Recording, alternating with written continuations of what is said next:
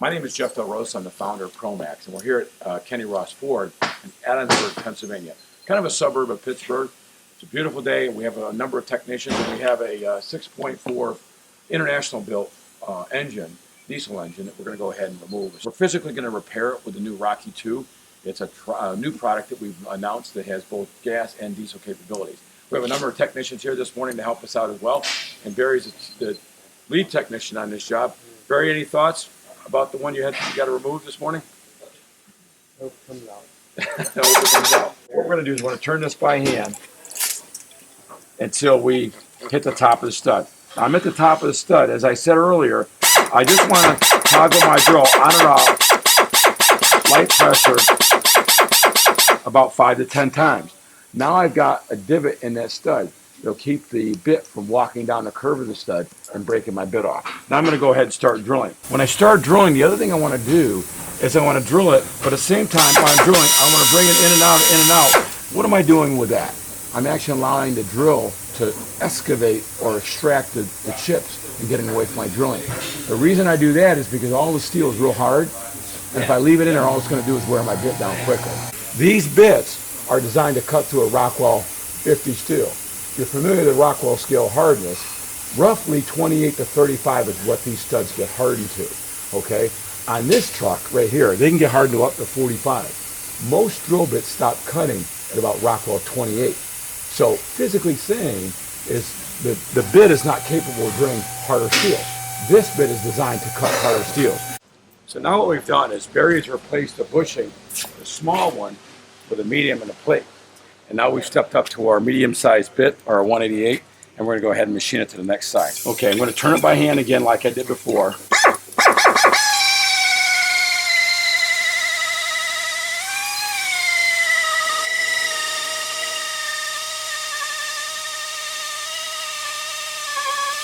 What I love about this tool kit is it gives you bushing for every size step, every step in the process. There's no guesswork, there's no misangularity, you're dead on every time.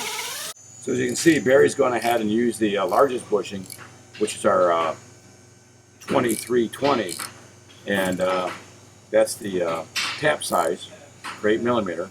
And because you're using a bushing, you got perfect perpendicularity and dead center alignment to where we were before. And we're going to go ahead and clean the threads out. The stud is still in there. The remains part of the stud is just the threads. And what Barry's doing now is just cleaning the threads out so we can finish the repair.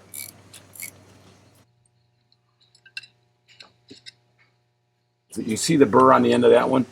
There ain't no way that would come out with an extractor. That would just break an extractor off. And that's why we elect to go ahead on diesels, drill them just like Barry did, completely out. Look at how nice the threads are. It's impressive. Very accurate. I don't know how you would ever drill and stay that straight without that guide. It makes the job much easier. What'd you think of the sequence, Chris? Stepping it up and then machining it all the way out in this case for diesel. That was the right choice? Yeah. I think that's the key to being able to step up and actually have a guide for each drill, so you never stand any chance of getting off center. Yeah. And in terms of the tap, bushing helps a little bit, keep it aligned? Yeah. You have perfectly machined threads when you're done. It's impressive. The precision of drilling and each step and tapping and having that tap guide was absolutely really useful. There would be no way with a standard set of drills and taps that you could drill that hard stud that's broken off in the cylinder head. There'd be no way without that tool. What do you think of the tooling, Barry? Your reaction on the tooling? The tooling of the tool is precise. It gives you the utmost confidence with step-by-step drilling through that stud and keeping it centered and up to the point where you could just use the tap and use the tap guide to run the tap in and clean the threads out rather than the fact they're really precise clean threads. You'd never be able to do that by hand utilizing standard sockets, extractors, and taps to drill through that part. So, what do you think of our decision to machine it all the way out, Barry, versus trying to extract it? I feel it would have been impossible. do that the standard way.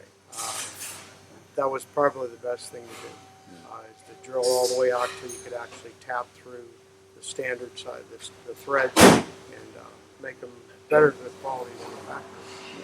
What do you think about the end product in terms of how it looks now? Looks great. I'm happy. Good. I mean, when you face a job like that, and you can see the results, where you have a nice clean thread to run the bolt in and get the proper clamping force. It's great. Now you used the tap so you could feel how sharp it was, and the taps are specially made. They're coated as well, extremely sharp enough to cut your hands, as a matter of fact. And that it made it look like it went in easier. It did. It did. Like I said, it was precise, clean, cut, just like a standard tap. Take it in a couple of turns, screw it back out to clean the chips out. But it was precise, easy. When you looked at this first period, what was your assessment of studs? Because you said that the customer had driven around quite a while before he had you brought it in for repair. What were your thoughts about when you first saw it? Impossible. This is going to be impossible. And I didn't know the hardness of the studs until you informed me. Because I was going to attempt it with just a drill bit and tap, and extractor and tap. But, I don't think I would have been successful. Yeah. They get very, very hard, of course, with that truck operating temperature, especially because it's a tow truck. It's pulling a load, going up hills, you're getting elevated similar head temperatures, etc. What would have been the alternative today if you hadn't used the tool? Typically, you say If I something. remove the cylinder and send it out to the machine shop to get the studs taken out. I have no idea how long it takes to take a head off on these things. Any idea, Barry? Well, with the cab off and the engine, you probably get it off in an hour and a half. Hour and a half. And then you have, is my correct, you have studs broken on both sides? Yeah. So you'd have to take both sides off. Yeah.